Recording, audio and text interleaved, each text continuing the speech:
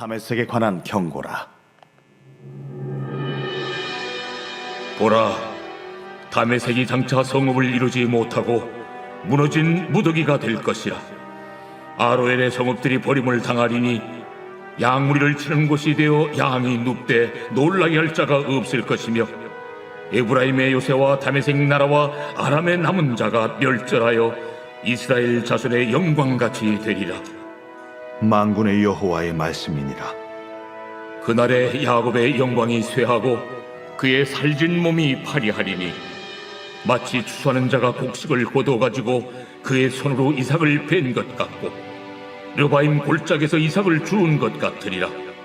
그러나 그 안에 주울 것이 나무리니, 감람나무를 흔들 때에 가장 높은 가지 꼭대기에 과일 2-3개가 남 같겠고, 무성한 나무의 가장 먼 가지에 4-5개가 남 같으리라. 이스라엘의 하나님 여호와의 말씀이니라. 그날에 사람이 자기를 지으신 이를 바라보겠으며 그의 눈이 이스라엘의 거룩하신 이를 뵙겠고, 자기 손으로 만든 제단을 바라보지 아니하며 자기 손가락으로 지은 아세라나 태양상을 보지 아니할 것이며, 그날에 그 견고한 성읍들이 옛적의 이스라엘 자손 앞에서 버림받은 수풀 속의 처소와 작은 산 꼭대기의 처소 같아서 황폐하리니, 이는 내가 내 구원의 하나님을 잊어버리며 내 능력의 반석을 마음에 두지 아니한 까닭이라. 그러므로 내가 기뻐하는 나무를 심으며 이방의 나무 가지도 이종하는도다. 내가 심는 날에 울타리를 두르고 아침에 내 씨가 잘 발육하도록 하였으나, 근심과 심한 슬픔의 날에 농작물이 없어지리라. 슬프다. 많은 민족이 소동하였으되 바다 파도가 치는 소리같이 그들이 소동하였고, 열방이 충돌하였으되 큰 물이 몰려옴같이 그들도 충돌하였도다. 열방이 충돌하기를 많은 물이 몰려옴과 같이 하나 주께서 그들을 꾸짖으시리니, 그들이 멀리 도망함이 산에서 겨가 바람 앞에 흩어짐 같겠고 폭풍 앞에 떠도는 티끌 같을 것이라. 보라, 저녁에 두려움을 당하고 아침이 오기 전에 그들이 없어졌나니, 이는 우리를 노력한 자들의 몫이요 우리를 강탄한 자들의 보응이니라. 아멘. 1절의 시작을 보니까 다메섹에 관한 경고라, 이렇게 다메섹이라는 이제 도시는 아람의 도시거든요. 아람에 대한 이제 경고의 메시지이지만, 사실은 아람과 함께 당시 연합을 이루고 있었던 북이스라엘을 향한 경고의 포커스가 더 맞춰져 있는 심판의 메시지입니다. 다메섹 아람과 북이스라엘이 원래는 적대 국가였거든요, 서로가 오랫동안. 그런데 아수르라는 신흥 강국이 나오면서 이 아수르를 쳐야 되겠다, 그러려면 우리가 각자 싸워서 이길 수는 없으니까 적이었지만 우리 이날만큼 손을 잡자, 이렇게 북이스라엘이 아람에게 손을 내밀면서 또 아람을 의지하면서 이제 아수르를 치자, 이렇게 연합을 맺게 된 거죠. 그런데 여러분 생각해 보세요. 그런 상황이 있을 때 북이스라엘은 누구를 과연 붙잡고 누구를 의지해야 됐을까요? 하나님이 아니겠어요, 그죠? 그래도 이스라엘이잖아요. 하나님을 의지해야 되잖아요. 누구를 따랐어야 되냐면 하나님을 따랐어야 돼요. 그런데 북이스라엘이 아람을 의지하고 아람을 따라가요. 그래서 아수르를 우리가 같이 무너뜨리자. 그런데 이것이 계기가 되어서 나중에 북이스라엘은 결국 아람에게 패배하면서 멸망하게 되잖아요. 그러니까 우리가 누구를 의지해야 되는가, 누구를 따라야 하는가, 이 시작점이 참 중요하다라는 것을 우리 오늘 말씀을 통해서 생각하게 되는 그런 말씀이에요. 자, 이사야는 계속해서 심판을 선언합니다. 이번엔 이제 다메섹 아람과 손을 잡은 북이스라엘을 향해서 심판을 선언하는데, 그 심판의 선언의 목적은 뭐냐면, 너네는 다 하나님께 혼난다, 무너질 것이다, 이게 목적이 아니라, 그러니 하나님께로 돌아오라, 하나님을 의지해라, 하나님을 붙잡아라, 이게 심판 선언의 목적인 거죠. 하나님을 바라보라는 거죠. 그런데 그들은 하나님을 바라보지 않고 하나님을 의지하지 않고 오히려 자기들끼리 손을 잡고 힘을 길러서 아수르를 이기겠다는 방식으로 가버리게 되는 거예요. 결국 그래서 이거 아직은 이루어지지 않은 일이지만, 미래에 일어날 일이지만, 하나님은 미리 너희가 하나님을 의지하지 않으면 멸망하게 될 것이라는 심판의 메시지가 오늘 이렇게 선포가 되는 것입니다. 여러분, 이렇게 결국은 북이스라엘이 나중에 멸망하게 되는데, 또 북이스라엘만이 아니라 남유다도 마찬가지고요. 결국 무너지고 또 파괴되고 멸망하게 되는 이유는 뭐냐면, 근본적인 이유는 하나님을 의지하지 않았기 때문이라는 거예요. 하나님을 의지하지 않았기 때문에. 여러분, 너무 하나님만 의지하라고 한다라고 듣기보다는 우리의 생명은 하나님께 있다라고 듣는 게 더 맞겠다 싶어요. 그러니까 하나님을 의지하라고 이렇게 하는 것이 아니라, 맞아, 나의 생명은 하나님께만 있고 나의 구원은 결국 하나님께 있지 라는 이 메시지를 받아서 우리가 하나님만 바라보고 어떤 상황과 어떤 환경에서도 하나님만 의지하는 믿음의 신앙으로 나아가는 그런 훈련들이 우리에게 되어야 되지 않을까 싶습니다.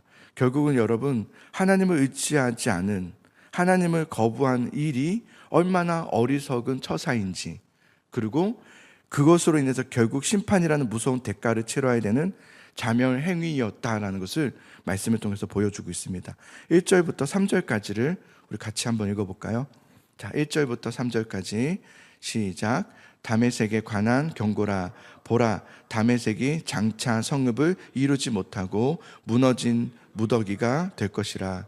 아로엘의 성읍들이 버림을 당하리니 양 무리를 치는 곳이 되어 양이 눕되 놀라게 할 자가 없을 것이며, 에브라임의 요새와 다메섹 나라와 아람의 남은 자가 멸절하여 이스라엘 자손의 영광같이 되리라. 만군의 여호와의 말씀이니라. 아멘. 이거는 결국 다메섹뿐만 아니라 북이스라엘을 향한 하나님의 경고의 메시지예요. 심판이 될 것이다. 그런데 2절을 보면은 북이스라엘 어떤 일이 일어나냐? 그곳은 양무리를 치는 곳이 되어 양이 눕되 놀라게 할 자가 없다. 그러니까 양들이 누워 있어요. 근데 양들을 놀라게 할 만한 사람이 한 명도 없을 것이다라는 멸절에 대한 이야기를 말씀하시는 거예요. 그러면서 이제 4절에 보면은 이제 황무지가 될 것이라는 말씀을 경고하시고, 4절부터 6절을 제가 읽어볼게요. 이제 그날에라가 나오는데요. 그날에 야곱의 영광이 쇠하고 그의 살찐 몸이 파리하리니, 마치 추수하는 자가 곡식을 거두어 가지고 그의 손으로 이삭을 벤 것 같고 르바임 골짜기에서 이삭을 주운 것 같으리라. 그러나 그 안에 주울 것이 나물이니, 감람나무를 흔들 때에 가장 높은 가지 꼭대기에 과일 두세 개가 나무 같겠고, 무성한 나무의 가장 먼 가지에 4-5개가 나무 같으리라. 이스라엘의 하나님 여호와의 말씀이니라 라고 하면서 총 3가지의 비유가 나와요. 4절에 보면은 이제 살찐 몸이 파리하게 될 것이다. 굉장히 말라서 가죽만 남은 상태가 될 것이다 라는 경고의 메시지고요. 또 2번째는 추수하는 자들이 곡식을 다 거두어 버린 허화 벌판이 되어버린 그런 모습을 보여주고 있고요. 그 다음에 3절에 보면은 당시 이제 감람나무의 올리브를 이제 수확할 때 나무를 흔들거나 막대기로 쳐서 열매를 수확했는데, 그렇게 다 쳐요. 근데 그 꼭대기 위에 몇 개의 극소수의 열매만이 남아있게 되어질 감람나무의 모습을 묘사하고 있어요. 그러면서 하나님은 무슨 말씀하시냐면, 모두 다 멸절하게 되고 파리하게 될 것이지만, 그러나 그 안에서도 하나님은, 북이스라엘에 대한 말이지요, 그러나 그 안에서도 하나님의 남은 자가 있을 것이다 라는 말씀을 하세요. 하나님의 은혜가 남겨져 있을 것이다 라는 것을 말씀하시는 거예요. 그러면서 또 그날이 총 3번 나옵니다. 7절에 또 그날에 사람이 자기를 지으신 이를 바라보겠으며 그의 눈이 이스라엘의 거룩하신 이를 뵙겠고, 자기 손으로 만든 제단을 바라보지 아니하며 자기 손으로 지은 아세라나 태양상을 보지 못할 것이며, 9절에 그날에 또 그날에 나오죠. 총 3번째 그날에 그 견고한 성읍들이 옛적에 이스라엘 자손 앞에서 버림받은 숲을 속에 처소와 작은 산 꼭대기의 처소 같아서 황폐하리니 라고 하면서, 그날이라는 것이 3번 나와요. 그날, 마지막 날을 말하는 거죠. 그들을 쳐서 멸하게 하는 그날. 그러니까 결국은 이 3번을 반복하면서 하나님은 어떤 말씀을 하시는 거냐면 그날이 반드시 있다. 그날이 반드시 있다는 것을 말하는 거예요. 자, 그날이 되면 어떻게 되냐면 그날이 되니까 그제서야 자기들이 붙잡았던 다른 신들, 우상들, 하나님이 아닌 것들을 내려놓기 시작해요. 그날에. 왜냐면 이제서야 뭐 다 들통난 거죠. 이제 다 드러나 버린 거죠. 그러니까 자기가 붙잡았던 것이 아무것도 아니었다는 것을 알게 되면서 다 내려놓게 되고 그제서야 그날에야 하나님을 바라보게 돼요. 이렇게 아이고 하나님, 아이고 하나님 이렇게 이제 되었다는 거죠. 근데 여기서 이 말씀을 이렇게 보면서 우리에게 하고 싶은 말이 뭘까?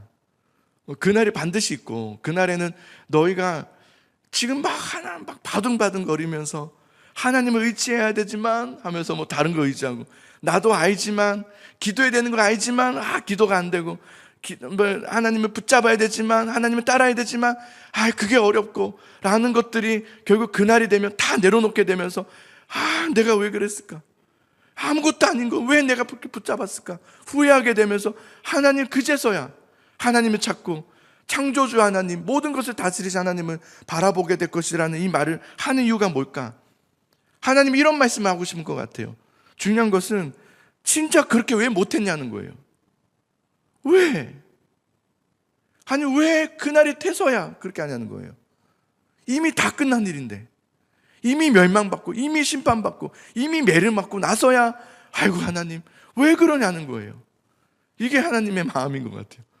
평소에 하나님 붙잡아야 된다는 걸 그렇게 들었으면서 하나님 따랐어야 되라고 그렇게 말씀을 통해서 들었으면서 불구하고 왜 하나님을 의지하지 못했냐는 거예요. 진작 왜 그렇게 못했냐 이런 마음이 들더라고요. 그러면서 여러분 왜 그런지 아십니까? 왜 그런지에 대해서도 말씀하세요. 10절을 보세요. 이는 네가 네 구원의 하나님을 잊어버리며 네 능력의 반석을 마음에 두지 아니한 까닭이라. 그러므로 네가 기뻐하는 나무를 심으며 이방의 나무가지도 이종한도다 라고 하는 거죠. 이유가 뭡니까? 왜 그런지 아니? 알면서 못하고 의지해야지 마음은 다 알아요. 생각은 다 있어요. 귀로는 다 이해해요. 그러나 실제적인 삶에서 하나님을 의지하고 붙잡고 따라가고 나를 내려놓고 주님 하면서 주님을 붙잡지 못하는 이유는 너희가 구원의 하나님을 잊어버렸기 때문이다 라고 말하는 거예요. 여기서 잊어버렸다라는 말이요 그냥 깜빡했다 잠깐 생각은 못했다는 그런 말이 아니에요. 이런 거예요.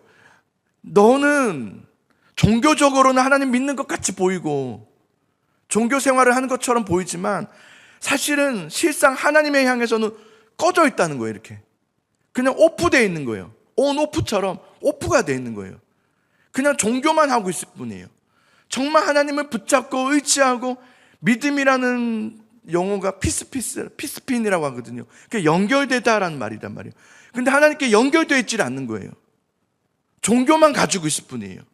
종교 생활만 가지니 뭡니까? 늘 내가 편한 것만 추구해요. 종교 생활을 하면서도 내가 편하게 하죠. 내가 편한 종교 생활을 하려고 하고 하나님을 의지하고 하나님을 붙잡고 하나님께 온되어 있고 하나님께 연결되어 있는 믿음 생활이 아니었다는 것을 말하는 거예요. 스위치가 꺼져 있는 거예요. 하나님에 대해서. 우리의 구원자 되신 하나님, 피할 견고한 반석이신 하나님을 잊어버렸다는 거예요. 생각으로만 가지고 있었을 뿐이지 진실한 마음에 겸손함이 없었던 거죠. 이것을 잊어버렸다라고 하는 거예요. 잊어버렸다. 하나님을 의지하지 않았다는 거예요. 하나님을 따라가지 않았다는 거예요. 한번 생각해 보세요. 그런 성도가 얼마나 많습니까? 하나님을 따르지 않는 성도가 얼마나 많은지 아십니까? 하나님을 의지하지 않는 성도가 얼마나 종교 생활을 하는 성도는 정말 많습니다. 교회 다니고 기도 생활하고 하는 건 정말 많아요. 근데 정말 진심으로 하나님께 연결되어서 하나님께 켜져 있어서 스위치가 켜져 있어서 늘 하나님을 바라보면서 하나님을 생각하면서 주님 어떡하죠? 주님 어떡하죠? 주님 어떻게 하면 좋을까요? 하나님을 붙잡고 의지하고 하나님을 따라감이 없어요. 늘 자기의 추구함을 내세우고 내 편함을 이야기하고 불편함은 싫고, 때로는 여러분 하나님께서 여러분 인도하실 때 좋은 길로만 인도하신 것이 아니라 때로는 의의 길로도 인도하신단 말이에요. 의의 길이라는 것은 십자가의 길이에요. 고난의 길이란 말이에요. 하나님을 의지하지 않으면 그 길을 어떻게 가겠습니까? 하나님은 그 길로 인도하시는데 이 골고다 언덕을 한번 지나가자는데 난 싫다는 거예요. 내가 왜 그 길로 가야 되냐는 거예요. 그래서 거부하기 위해서 기도하죠. 안 가게 하옵소서 이렇게. 하나님을 의지함이 없는 거예요. 하나님을 신뢰함이 없고 하나님을 따라감이 없다 보니까 내가 가야 될 길을 알지 못해요. 내가 가는 길이 얼마나 좋으냐, 얼마나 편하냐가 중요하지 않아요. 나는 정말 하나님을 의지하고 따라가고 있는 길이냐, 이것이 중요한 거 아니겠어요? 하나님을 의지하지 않는 거, 여러분, 하나님을 따라가지 않는 것 신앙 아닙니다. 그건 가짜 신앙이에요. 교회 건물이 커요? 교회 건물이 크면 믿음 좋은 교회입니까? 그렇지 않아요. 사람 많이 모이면 믿음 좋은 교회입니까? 그렇지 않아요. 믿음 좋은 교회는 어느 교회입니까? 예수님을 따라가는 교회예요. 말씀에 귀를 기울이면서 하나님 어떻게 하면 좋죠? 하나님 붙잡는 교회가 믿음 좋은 교회 아닙니까? 크고 작으면 아무 상관없어요. 근데 한국 교회를 보세요. 어느 날 우리들을 보세요. 큰 교회가 믿음 좋은 교회라고 얘기해요. 작은 교회는 믿음이 없어서라고 얘기해요. 뭐가 문제가 있어서 그럴 것이지 저는 그렇게 생각하지 않습니다. 하나님을 얼마나 따르고 있느냐, 하나님을 얼마나 신뢰하고 있느냐, 얼마나 하나님께 귀를 기울이고 있느냐, 그리고 하나님의 그 말씀 앞에 인도하심에 따라서 순종하고 있느냐, 그 교회가 믿음 좋은 교회 아닙니까? 여러분, 하나님을 따르는 것이 믿음이에요. 믿음은 아는 것이 아니에요. 그냥 알고 있어가 아니라 내가 경험이 있어, 이게 아니란 말이에요. 주님을 따르는 거란 말이에요. 그래서 우리는 하나님 앞에 경륜과 우리의 경험을 이야기할 수 없어요. 우리는 늘 모두가 하나님 앞에 겸손해야 돼요. 주님을 따라야 되고. 그래서 주님이 자, 이 길로 가자. 그럼 또 가자고 하면 예 하고 또 가는 거예요. 이유가 있겠죠. 주님께서 나에게 이렇게 했으면 좋겠다. 그럼 해보는 거예요. 언제나 하나님께 연결되어 있는 그것이 믿음이고요. 그래서 여러분, 믿음 생활할 때 여러분은 어떤 분과 어제 얘기하면서 그런 얘기를 했어요. 믿음과 우리가 자기의 감정과 혼돈하는 것 같다는 얘기를 했어요. 자기의 기분에 따라서 믿음이 달라져요. 감정 상태에 따라서 믿음이 달라지고, 믿음과 감정을 혼동하는 것 같아요.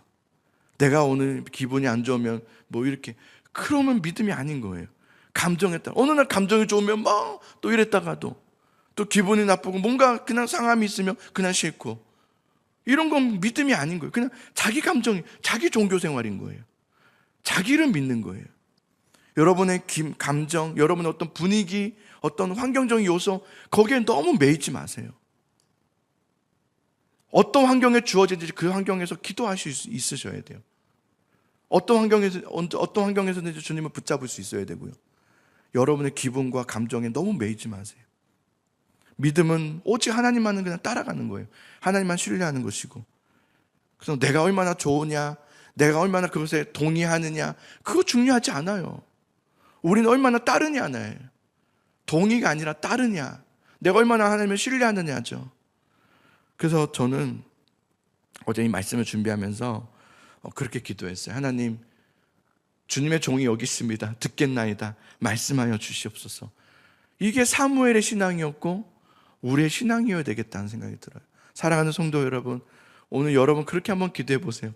하나님, 내가 여기 있습니다. 말씀하여 주옵소서. 종이 듣겠나이다. 나는 주님만 따르겠습니다. 라고 하면서 따라가세요. 때로는 하나님께서는 북이스라엘을 치세요. 그렇죠? 북이스라엘 하나님을 의지하지 않았거든요. 치세요. 그러나 오늘 말씀처럼 감람나무 위에 남은 자들을 또 남겨두세요. 남겨두시는 하나님이세요. 그러니 여러분, 하나님의 뜻이 다 있어요. 그러니 하나님은 믿고 의지하시면서 한 걸음 한 걸음 따라가는 여러분 될 수 있기를 간절히 소망합니다. 제가 기도하겠습니다. 하나님 아버지 감사합니다. 오늘 말씀을 우리가 깊이 묵상하면서 우리가 귀로만 듣는 하나님의 말씀이 아니라 마음으로만 그냥 깨닫는 것으로 끝나는 하나님이 아니라 내 지금의 상황에서 하나님을 붙잡고 의지하는, 주님을 따라가는, 주님의 뜻대로 행하여 주시옵소서라고 나아가는 믿음의 신뢰자들이 될 수 있도록 주여 도와주시옵소서. 하나님 오늘 오전 11시에 조동훈 씨님 오른쪽 무릎 수술을 합니다. 수술하는 모든 과정 가운데 함께 해주시고 하나님 지켜주시고 인도해 주셔서 수술이 잘 되어지게 하여 주시고 회복 속도도 빨라서 하나님 일상생활로 복귀하는 것도 예상보다 훨씬 더 빨리 복귀할 수 있도록 주여 도와주시고 인도하여 주시옵소서. 우리 성도들 가운데 아픈 성도들이 있습니다. 어루만져 주시고 붙잡아 주소서. 가정구원을 위해서 기도합니다. 하나님 가정구원 주님께 맡겨드리며 의지하며 나아갑니다. 하나님 도와주셔서 하나님 믿지 않는 우리 부모님들이, 믿지 않는 우리 자녀들이 주님 앞에 돌아오는 역사들, 우리의 배우자들이 주님 앞에 돌아오는 역사들이 일어나게 하여 주옵소서. 주님을 찬양합니다. 예수 그리스도의 이름으로 감사하며 기도합니다. 아멘.